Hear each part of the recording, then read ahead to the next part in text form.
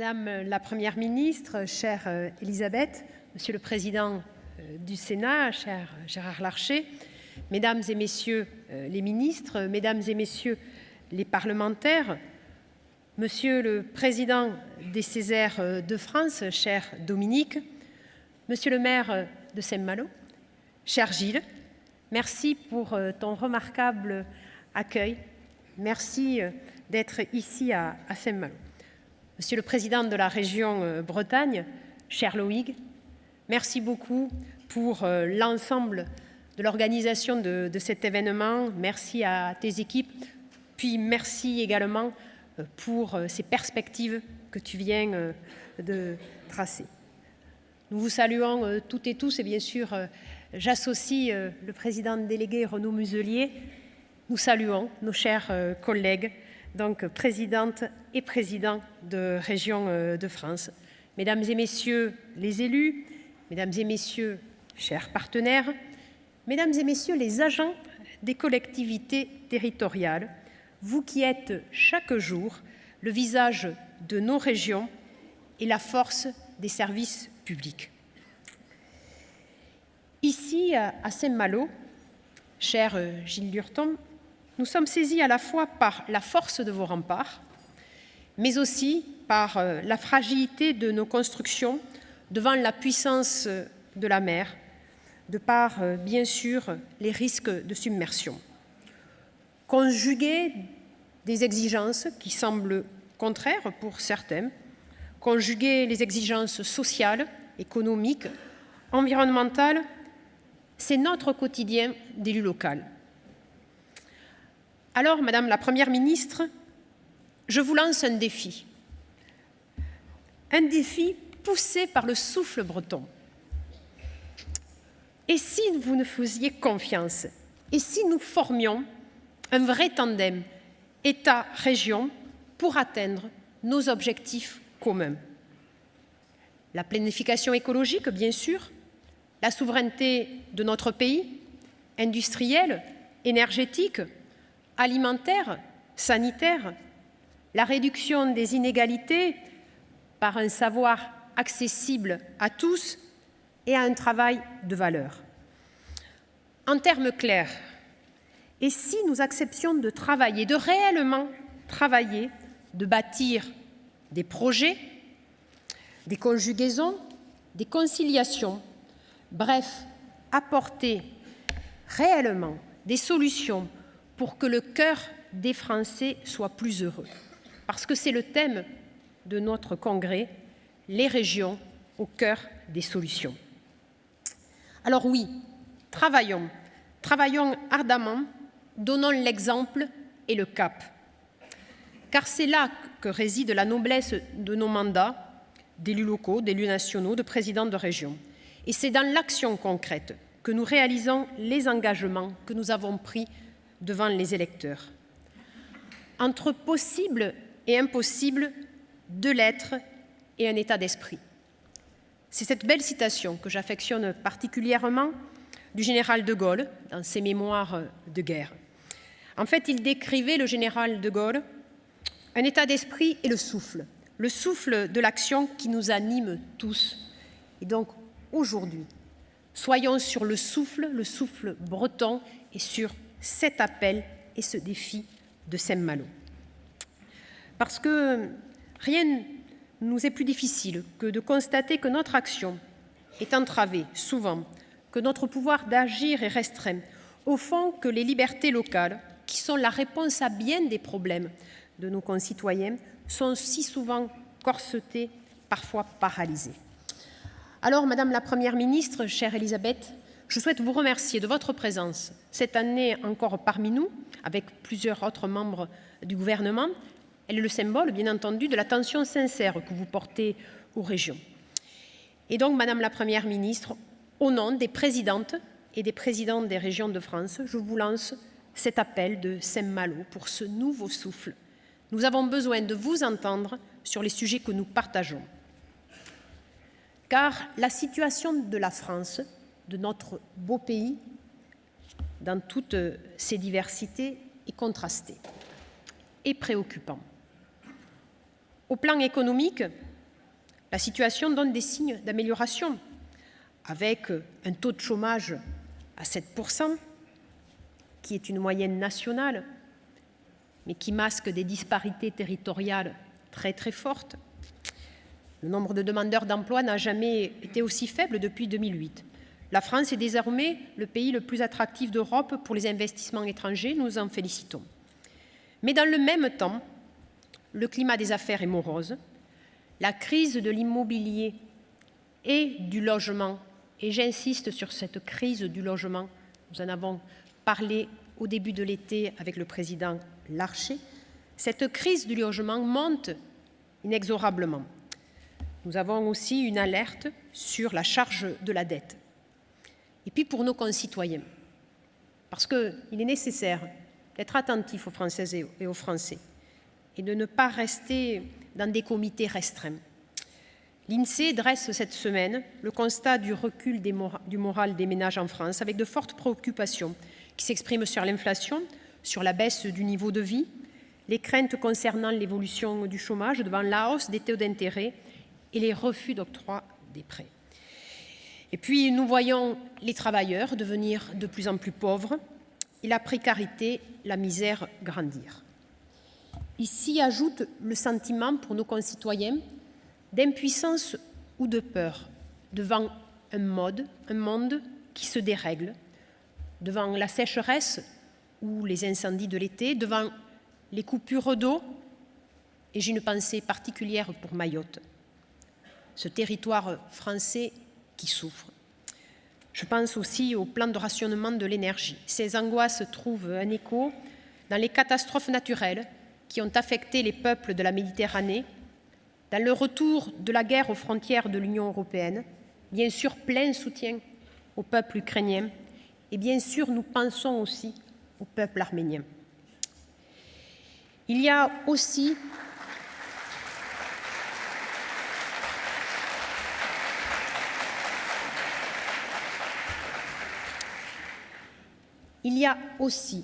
et plus profondément, le creusement des inégalités, le sentiment de classe enfermées dans leurs conditions sociales, dans leurs conditions territoriales, encagées dans leur territoire. Ces expressions individuelles et collectives de défiance vis-à-vis des autorités occupent l'actualité de l'information en continu. Les relations entre les individus se tendent, l'autre devient un étranger, parfois même une menace ou un adversaire. Alors nous devons réagir, nous devons créer du lien. Et puis bien entendu, on ne peut pas passer sous silence les terribles phénomènes de harcèlement à l'école, les tragédies, bien sûr, de suicide d'adolescents. Et je tiens à saluer, Madame la Première ministre, votre mobilisation sur ce sujet et le plan que vous avez annoncé hier. Bref, les Français sont dans une situation de tension permanente, devant un environnement international, planétaire, anxiogène, et une manière de faire de la politique qu'ils ne comprennent pas. Une politique de la parole, mais de la parole vide de sens, avec des annonces creuses et ou non suivies des faits, ou des paroles violentes, agressives, de l'invective. Et à cette violence verbale s'ajoute une réalité de vie dure. Parce que nous n'oublions pas les fermetures de services dans les hôpitaux au cours de l'été, l'embouteillage sur la réalisation de démarches administratives, le tout numérique, qui fait que certains se sentent éloignés de tout. Je parle aussi de l'éloignement physique et la nécessité d'avoir des infrastructures de transport. Nous avons donc la nécessité de donner une réponse, Alors, ce nouveau souffle, concrètement, peut-il se déployer? Avec de la conviction, tout d'abord, avec des convictions solidement ancrées, loin des girouettes qui cèdent au vent, avec notre conviction, celle de notre responsabilité collective pour répondre à ce contexte d'inquiétude, travailler ensemble pour les Français. Et nous, les présidents de la région, nous l'avons fait, nous le faisons. Nous l'avons fait lors de la crise du Covid, où nous étions à côté de l'État pour soutenir nos soignants avec la fourniture de matériel de protection, en organisant des campagnes de dépistage ou en aidant aussi fortement, en partenariat avec l'État, les acteurs économiques qui étaient fragilisés ou menacés. Je tiens à le rappeler, les régions ont augmenté de 2 milliards d'euros entre 2020 et 2022 le montant de leurs investissements, passant ainsi de 2020 à 2022 de 11 à 13 milliards. 11 à 13 milliards pour soutenir l'effort de l'État, le plan de relance qui était absolument indispensable. Nous avons été les partenaires les plus engagés parce que nous avons les missions sur le développement économique face à cet événement exceptionnel. Il était nécessaire d'avoir l'union sacrée. Et comment comprendre la décrue de nos recettes?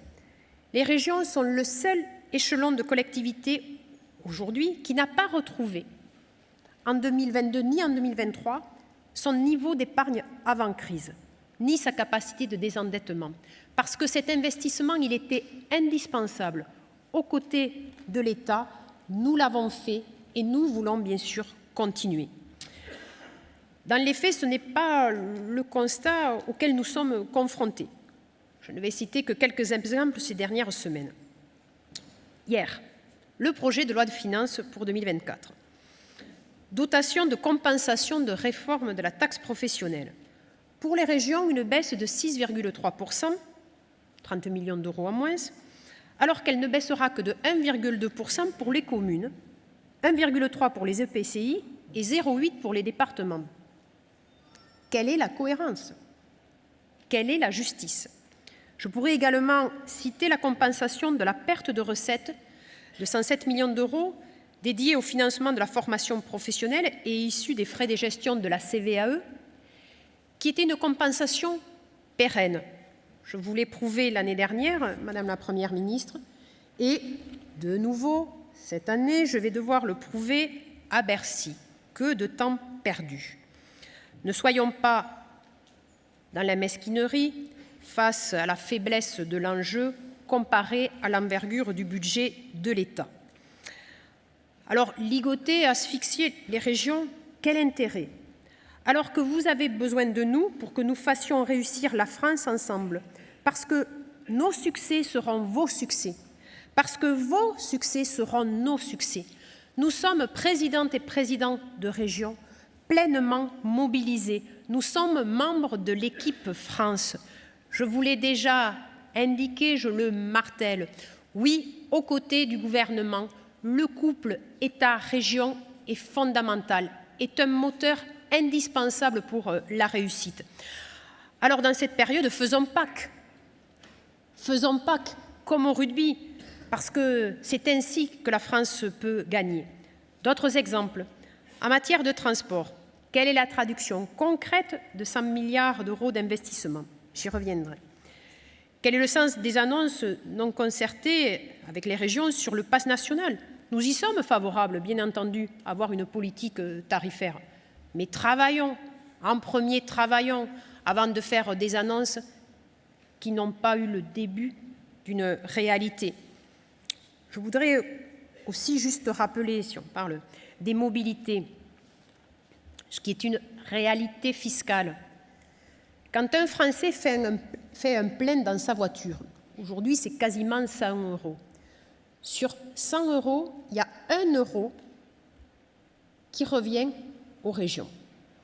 On est bien loin du quart des taxes sur le carburant qui reviendraient aux régions, comme l'a indiqué le président de la République. Alors, si le président de la République veut nous donner un quart des taxes pour le budget des régions, banco.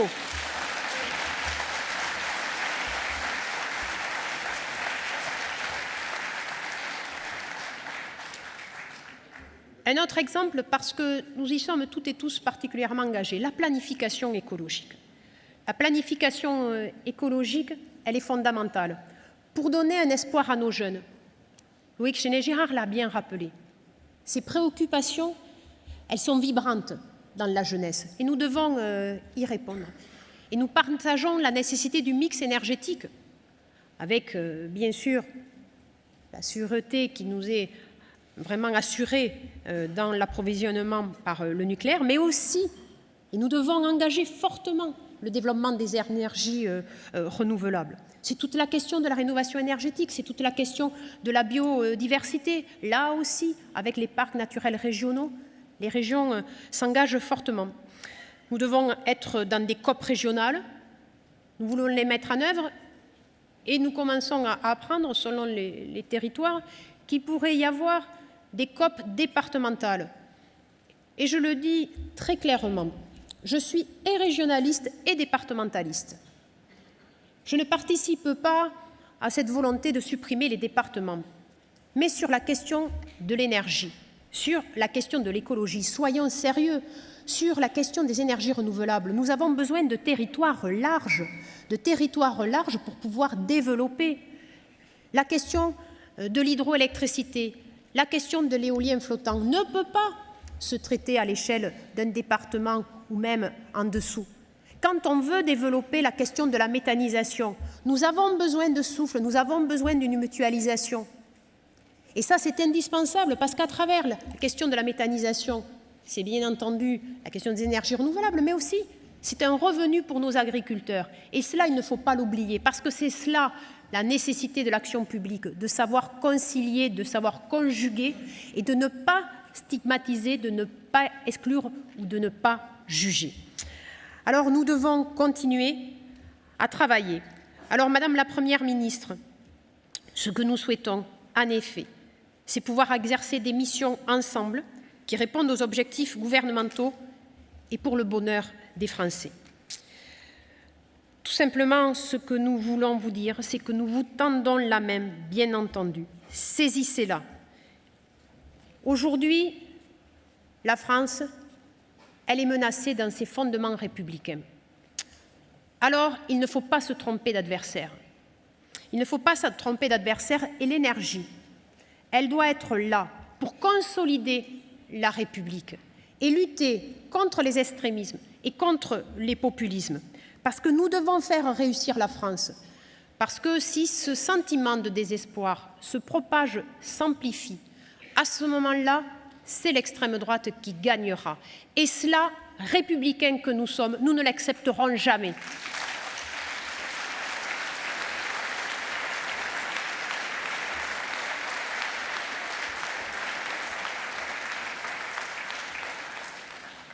Et nous, présidentes et présidents de régions de France, nous sommes attachés à cette France qui est généreuse, à sa devise républicaine, liberté, égalité, fraternité, bien entendu laïcité.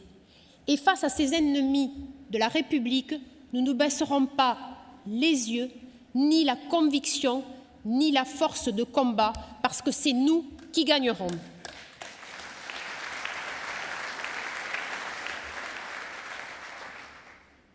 Notre main tendue, c'est une main bienveillante, parce que la main républicaine, elle construit, elle caresse. La main républicaine, elle ne menace pas, comme l'extrême droite. Alors c'est une main tendue, c'est un appel, un souffle de Saint-Malo. Cela fait suite à celui de Marseille, en 2018, pour plus de décentralisation. Cela fait suite à celui de Fort-de-France, qui a été porté par l'ensemble des territoires d'outre-mer. C'est bien sûr l'appel qui émane de la collectivité territoriale de Corse. Et bien sûr, j'excuse Gilles Simeoni et Nanette Maupertuis, puisque, et c'est logique, accompagnant Monsieur le Président de la République, cet appel fait suite aussi aux propositions émises par la région Île-de-France et, comme vient de le faire Loïc Chenet-Gérard, par la région Bretagne pour plus d'autonomie des régions pour agir à vos côtés. Et puis le Sénat nous livrait récemment un important travail de réflexion sur la poursuite de la décentralisation dans le cadre d'un groupe de réflexion présidé par Gérard Larcher, infatigable défenseur de la décentralisation, et que je remercie également sincèrement pour sa présence fidèle ce matin, mais pour son appui à mes côtés continuellement pour la République, bien entendu, pour faire en sorte que tous les Français soient considérés, des territoires ruraux comme des territoires urbains. Alors nos propositions, parce que nous tendons la main, mais nous faisons des propositions. On ne va pas rester sur des verbes, on passe à l'action. Alors 4 ordres, et la Pyrénéenne que je suis va devenir presque matelot. Alors, le vent dominant en Bretagne, c'est le vent de Suroît. Ce sera donc celui d'une plus grande autonomie d'action. Plus que de moyens nouveaux ou de compétences nouvelles, nous demandons de pouvoir pleinement exercer nos compétences pour agir avec davantage d'efficacité. C'est ce que nous appelons l'autonomie d'action. Lutter contre les enchevêtrements de compétences, supprimer les redondances.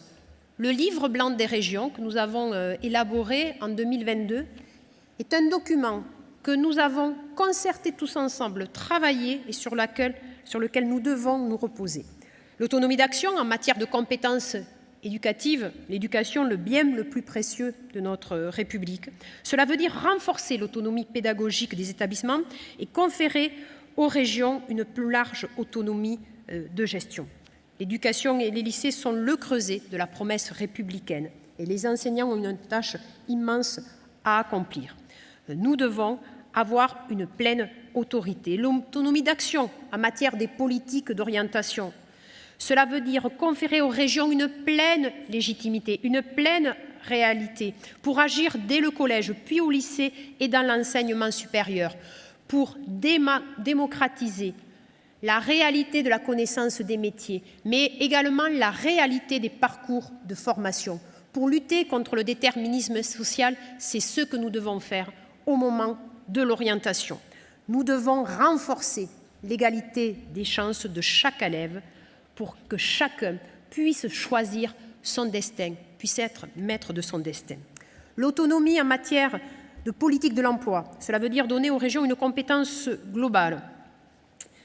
Nous avons échangé, chère Elisabeth, sur le projet de loi qui est sorti du Sénat sur France Travail. Nous avons quand même des améliorations à amener parce que nous voulons avoir un système qui est simplifié, qui permet aussi de s'adapter aux réalités économiques, aux réalités d'emploi des bassins de vie.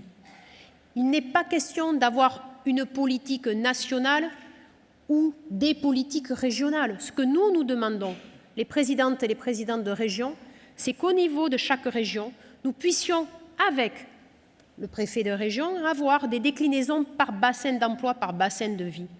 Parce que la réalité de vie, elle est forte, différente, et la réalité d'emploi, selon qu'on soit sur le bassin d'emploi sur le sud de l'Ardèche, autour de Colmar ou autour de Saint-Malo. C'est ce que nous devons faire pour ramener les publics les plus éloignés de l'emploi vers le travail. Et puis, bien sûr, l'autonomie en matière de politique de mobilité. Alors hier, nous avons eu une réunion de travail très fructueuse où nous avons mis les mains dans le cambouis avec le ministre des Transports. Et donc, Madame la Première ministre, je vous fais une proposition. Mettons en œuvre des assises de la mobilité ferroviaire et de l'intermodalité et sur le financement des infrastructures et sur la question de la tarification. Parce que je ne reviendrai pas sur les conditions d'annonce, pour le moins impréparées, sur la question du pass. Si nous partageons l'absolue nécessité d'avoir des tarifs attractifs, des trains pas chers, il est absolument nécessaire que les trains soient à l'heure. Et sur la question des retards, je peux être très rude dans les négociations avec la SNCF, mais sur la question des retards, là aussi, il faut parler de la réalité. Pourquoi il y a des trains en retard en France? Parce que c'est le système ferroviaire le plus vieux d'Europe. C'est celui où il a été le moins investi depuis des dizaines d'années. Nous avons cette réalité et nous devons prendre à bras le corps cette vraie problématique. L'Allemagne investit 3 fois plus dans son réseau ferré que la France. L'Italie investit 2 fois plus. Et donc nous devons avoir un choc, un investissement fort de la part de la France Et nous soutenons aussi les présidents de région, nous avions fait une tribune il y a de ça 1 an, qui est une mobilisation des crédits européens sur ces sujets. Nous savons que le rail, c'est le mode de transport le plus écologique, mais nous devons investir massivement pour avoir des trains à l'heure et pour avoir aussi des conditions tarifaires attractives. Parce que si nous voulons un vrai report modal, c'est cela la transition écologique qui est absolument au cœur des politiques menées par le ministre Béchu. Eh bien, si nous voulons avoir un vrai report modal, il faut avoir une confiance dans le rail. Et la confiance, c'est par la ponctualité et c'est par l'attractivité des tarifs.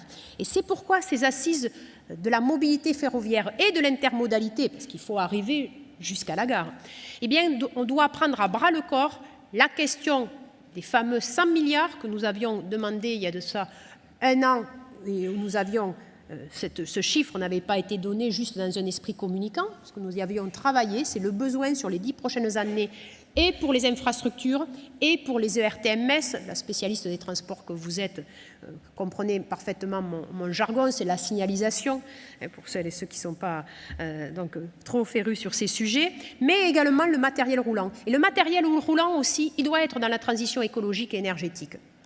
Le train à hydrogène va circuler dans 1 an sur la ligne Montrégeau-Luchon, qui m'est chère, mon territoire natal, parce qu'à côté des usines Alstom. Ce train à hydrogène, il est financé aux 2 tiers par les régions, 1 tiers par l'État. En Allemagne, la proportion est inversée.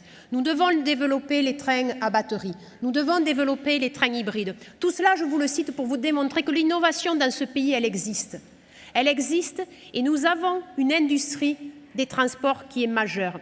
Et derrière, à travers cet investissement, c'est bien sûr bon pour la planète, mais c'est bon pour la souveraineté industrielle. Et c'est pourquoi nous défendons qu'il y ait un Airbus ferroviaire au niveau européen.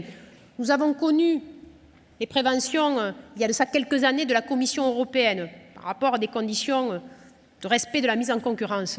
La concurrence, mais sur le ferroviaire, sur les transports, mais elle est internationale. Et depuis maintenant 5 ans, la Chine a bâti un grand groupe industriel qui s'appelle CRRC.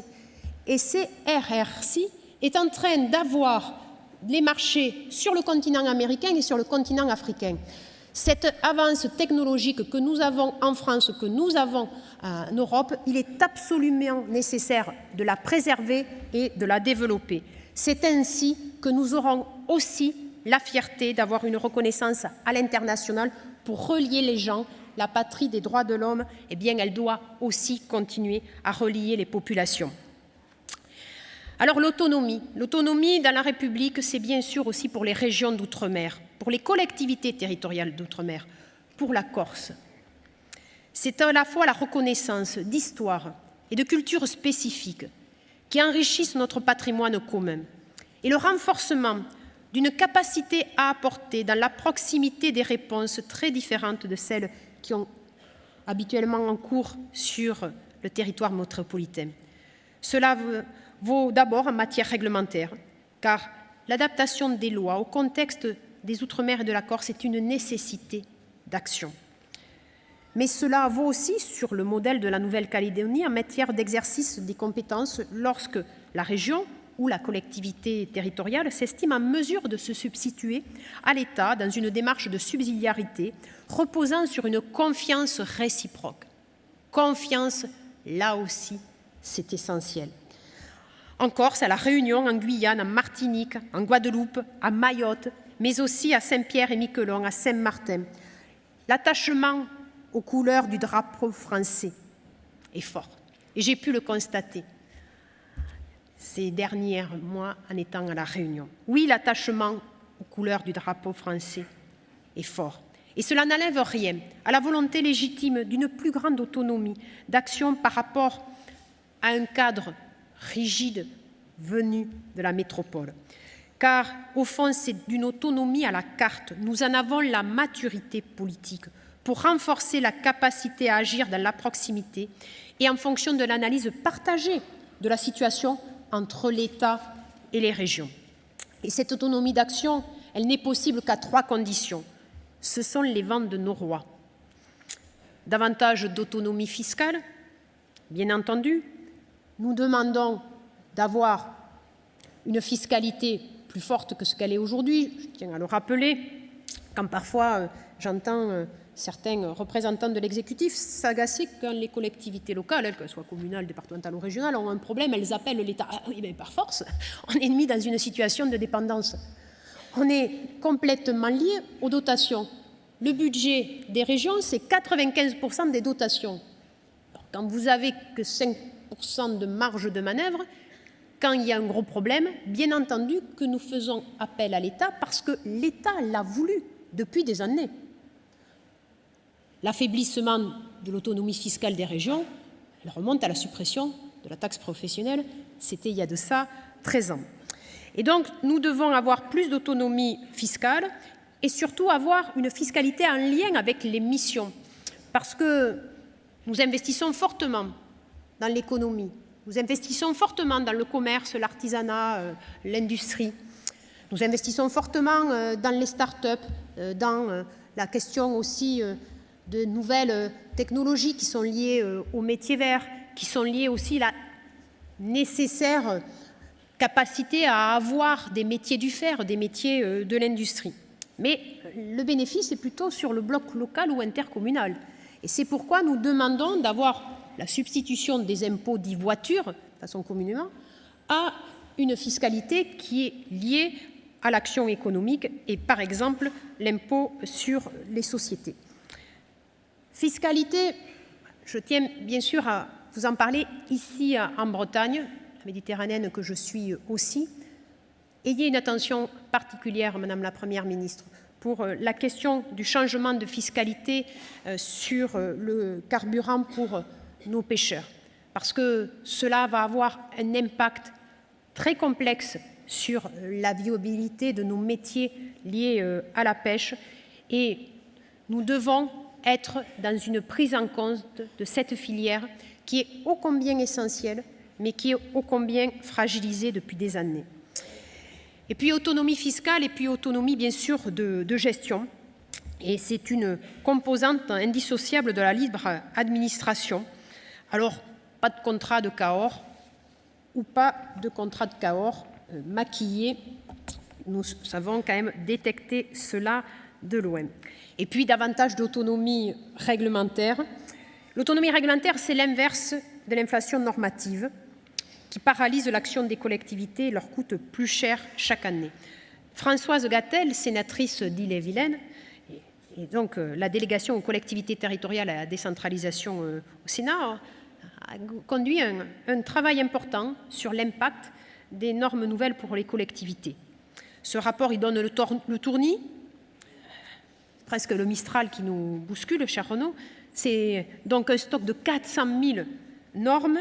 La DGSL estime à 2 milliards d'euros le coût des normes nouvelles pour les collectivités entre 2017 et 2021. 4 ans, 2 milliards d'euros. Alors nous demandons une autonomie réglementaire des régions qui soit reconnue et renforcée. Madame la Première ministre, chère Elisabeth, le nouveau souffle de Saint-Malo, c'est un appel à accroître ensemble notre efficacité collective par la confiance. La confiance, c'est le vent de Nordée qui accompagne les journées chaudes et ensoleillées de l'été en Bretagne. J'évoquais devant vous, voici un an, la confiance comme un pilier fondamental pour pouvoir rebâtir notre République à laquelle nous sommes passionnément attachés. Confiance pour nos concitoyens, confiance utile pour être dans l'action, dans le progrès partagé et au service de la population. La confiance à laquelle nous aspirons, elle requiert désormais que nous disposions de l'autonomie que nous permettra de rendre enfin toute notre part dans nos objectifs partagés, nos objectifs réussis. C'est cela que je tiens à rappeler.